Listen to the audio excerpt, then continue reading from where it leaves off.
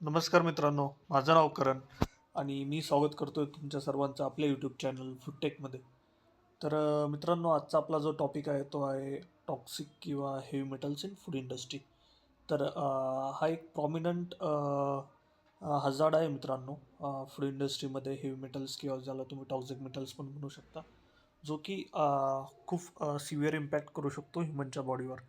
तर आज आपण त्याच टॉपिकवर डिस्कस करणार आहोत की कुठकुठले हेवी मेटल्स आहेत जे आपल्याला हार्म करू शकतात, त्यांचे काय सोर्स ऑफ एक्सपोजर आहे आणि त्यांचा जर इंटेक झाला बॉडीमध्ये तर त्याच्या थ्रू आपल्याला काय काय डिसीज किंवा हेल्थवर इम्पॅक्ट येऊ शकतात, ते आज आपण आजच्या आपल्या टॉपिकमध्ये कवर करणार आहोत.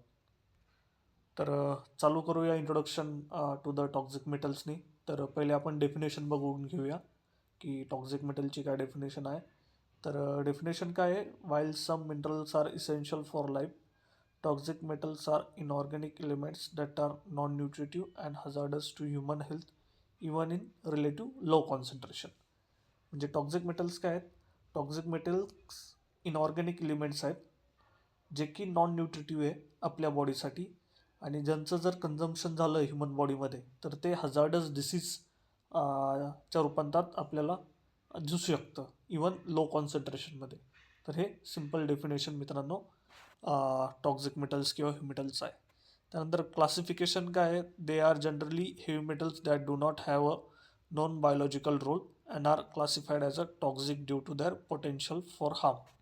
म्हणजे हे असे हेवी मेटल्स आहेत किंवा जे मेटल इनऑर्गॅनिक मेटल्स आहेत ज्यांचं बॉडीमध्ये काय रोल आहे तो डिफाईंड नाही आहे. म्हणजे आपण बघतो की मॅग्नेशियम आपण घेतो, त्याचा एक रोल आहे. झिंक आपण कन्झ्युम करतो, त्याचा एक आपल्या बॉडीमध्ये रोल आहे. तसे हे जे बाकी हेवी मेटल्स ज्याच्यामुळे आपल्याला डिसीज होऊ शकतात, त्यांचा काही स्पेसिफिक बायोलॉजिकल रोल आपल्या बॉडीमध्ये नाही आहे, ज्याच्यामुळे त्याला टॉक्सिक हेवी मेटल्स असं आपण क्लासिफाय केलेलं आहे. नेक्स्ट आहे biological impact. Unlike essential minerals that function as electrolytes or building material, toxic metal disrupt normal physiological processes and can accumulate in body to dangerous level. म्हणजे जसे बाकी metals आपण जर ट्रेस मेटल्स आपण सम अमाऊंटमध्ये आपल्या बॉडीमध्ये घेतले तर ते आपली बॉडी युटिलाइज करू शकते इन फॉर्म ऑफ इलेक्ट्रोलाइट्स किंवा बिल्डिंग मटेरियल. फॉर एक्झाम्पल तुम्ही झिंक म्हणा, मॅग्नेशियम म्हणा, हे जे ट्रेस एलिमेंट्स आहेत ते आपल्या बॉडीला, आयन म्हणा, ते आपल्या बॉडीला गरज आहे आणि ते बॉडी कन्झ्युम करून घेते. पण जे हे हेवी मेटल्स आहेत ते ॲक्च्युली आपली जे ऑनगोईंग प्रोसेस आहे त्याला काय करतात, डिस्टर्ब करतात आणि आपल्या बॉडीमध्ये ॲक्युमुलेट म्हणजे इकट्ठा होत राहतात एक ठराविक लेवलपर्यंत, आणि त्या लेवलला आल्यानंतर ते त्यांचा इम्पॅक्ट दाखवायला चालू करतात. नेक्स्ट आपण बघणार आहोत की major types of toxic metals आणि हेवी मेटल्स. तर जे प्रायमरी हेवी मेटल्स आहेत ते काय आहे? This category includes lead, mercury, arsenic which are widely recognise as their high toxicity. जे सगळ्यात जास्त टॉक्सिक हेवी मेटल्स आहेत ते कोणते? Lead, mercury, arsenic. रिसेंटली आपला एक क्लासिक एक्झाम्पल हे आपल्या मॅगीचं. तर मॅगीचा जो रिकॉल झाला होता तो पण लीड मुळे झाला होता. लीडची हेवी अमाऊंट मॅगीच्या प्रोसेस फूडमध्ये होती, त्यामुळे त्याचा रिकॉल करावा लागला होता. तर हा एक क्लासिक एक्झाम्पल आहे रिसंट टाईममध्ये हेवी मेटलचा. नंतर इंडस्ट्रीयल किंवा एन्व्हायरमेंटल टॉक्झिन्स, म्हणजे जे इंडस्ट्री किंवा एन्व्हायरमेंट थ्रू आपल्या एक्सपोज होऊ शकतं. फॉर एक्झाम्पल कॅडमिडियम झालं, बेरिलियम झालं, निकेल झालं, are often enter the human system through industrial pollution or refined products. Next आहे न्यूट्रिशनल इलिमेंट इन एक्सेस. जर काही इलिमेंट्स किंवा मेटल्स आपण एक्सेस अमाऊंटमध्ये कन्झ्युम केले तरी ते इम्पॅक्ट करू शकतात. For example copper, right. Next आहे प्रोसेसिंग कंटामिनंट्स, म्हणजे आपल्या प्रोसेसला, आपल्या प्रोडक्टला प्रोसेस करतानाच metal such as tin and zinc can become toxic if they leach into food from packing or storage container. बरेचसे जे पॅकेजिंग मटेरियल असतात आपले, फॉर एक्झाम्पल टीन कॅन झाले किंवा झिंक कॅन झाले कॅनिंग इंडस्ट्रीमध्ये, जर इन दॅट केस अगर जे हेवी मेटल्स आहे जर ते प्रोडक्टसोबत नोबल राहिले नाही आणि त्यांच्यासोबत रिॲक्ट करून ते प्रोडक्टमध्ये लीच झाले तर ते पण एक मेजर टाईप होऊ शकतं हेवी मेटलचं आपल्या बॉडीमध्ये. नेक्स्ट आहे प्रायमरी सोर्स ऑफ एक्सपोजर, म्हणजे कुठल्या कुठल्या सोर्सेसमधून हे हेवी मेटल्सला आपण एक्सपोज होऊ शकतो. तर सर्वात पहिला आहे वॉटर अँड हाऊसहोल्ड आयटम्स. त्याच्यामध्ये काय आहे, tap water can be major source of lead copper and arsenic due to pipes and pesticides while aluminium is often introduce through cookware and antacids. म्हणजे याच्यामध्ये काय आहे की जे आपलं टॅप वॉटर आहे त्याच्या थ्रू आपल्या बॉडीमध्ये लीड कॉपर आर्सेनिकची मात्रा वाढू शकते. आणि आपण जे घरात बऱ्याचशा लोकांकडे ॲल्युमिनियमचे भांडे असतात, इवन माझ्या घरात पण काही प्रमाणात ॲल्युमिनियमचे भांडे आहेत, तर त्या ॲल्युमिनियमच्या भांड्यांमधून पण आपल्या फूडमध्ये ॲल्युमिनियम लिच आउट होऊ शकतो, राईट. तर हा एक पहिला सोर्स आहे. नेक्स्ट आहे इंडस्ट्रियल अँड एन्व्हायरमेंटल एक्सपोजर. आपण बऱ्याचदा बाहेर ट्रॅव्हल करतो, एन्व्हायरमेंटमध्ये फिरतो, तेव्हा जे पोल्युटेड एअर आहे from burning the fossil fuels contain beryllium and nickel, while auto exhaust and cigarette are significant source of cadmium and lead. म्हणजे जे पॉल्युटेड एअर आहे त्याच्यातून बेरिलियम आणि निकेलचा एक्सपोजर आपलं होतं. आणि त्यानंतर बरेचसे जे लोक सिगरेट वगैरे पितात, तुम्ही त्यांना कंपनी द्यायला जाता, त्या टायमाला तुम्ही कॅडमिनियम आणि लीड हे दोन हेवी मेटल्सला पण एक्सपोज होता. नेक्स्ट आहे फूड पॅकिंग अँड प्रोसेसिंग. जसं आपण लास्ट स्लाइडमध्ये डिस्कस केलं की can foods may take up tin iron or lead from the container all soldering and zinc can leach from galvanise container use for acidic fruit juices, right.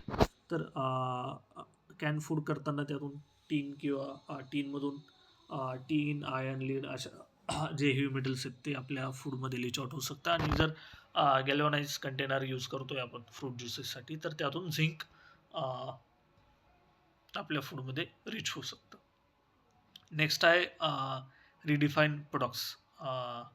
रिफाईन्ड products म्हणजे nickel is found in hydrogenated oil, margarine and salting, and aluminium is use as a some baking powder and process cheese. म्हणजे जे आपले refined products असतात, highly process किंवा highly refined product, त्याचे for example hydrogenated oil आहे, त्याच्यामध्ये nickel आपल्याला भेटतं. आणि त्यानंतर aluminium is use in some baking powder and process cheese, right. तर इथं आपलं हेवी मेटल्सला एक्सपोज होऊ शकतं ह्युमन.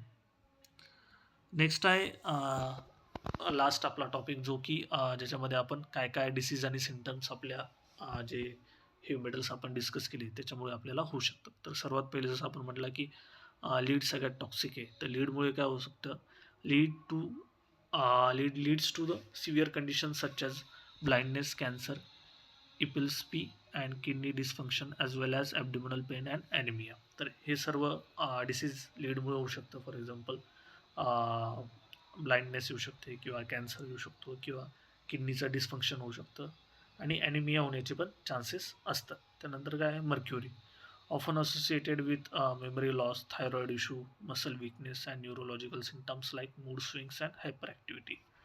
तर लीड, मर्क्युरी हे हायपर टॉक्सिक असतात. तर मर्क्युरीमुळे पण बरेचसे सिव्हिअर डिसीज होण्याचे चान्सेस आहे. फॉर एक्झाम्पल मेमरी लॉस होऊ शकते, थायरॉइडचा इश्यू आहे, muscle weakness, neurological symptoms like frequent mood swings आणि हायपर ॲक्टिव्हिटी ह्या डिसीज किंवा सिम्टम्स आपल्यामध्ये दिसू शकतात. नंतर आहे arsenic. Arsenic causes jaundice, kidney and liver damage and skin issues like dermatitis along with severe abdominal pain. तर हे सर्व आर्सेनिकचे इंटेकमुळे होऊ शकतं. त्यानंतर आहे cadmium, link to hypertension, cardiovascular disease and cancer as well as diabetes and symptoms.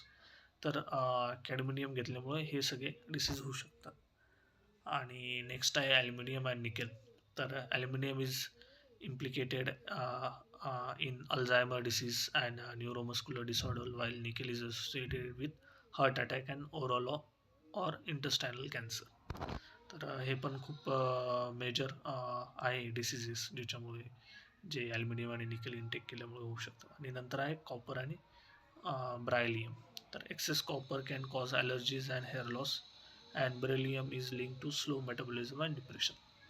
तर हे सर्व डिसीज आहेत मित्रांनो, जे की हेवी मेटलच्या इनटेकमुळे होऊ शकतात, राईट. तर होप सो हा टॉपिक तुम्हाला आवडला असेल. जर हा टॉपिक तुम्हाला आवडला असेल तर नक्कीच चॅनलला लाईक करा, चॅनलला सबस्क्राईब करा, आणि भेटूया परत एकदा नवीन व्हिडिओसोबत लवकरच. थँक्यू. जय महाराष्ट्र.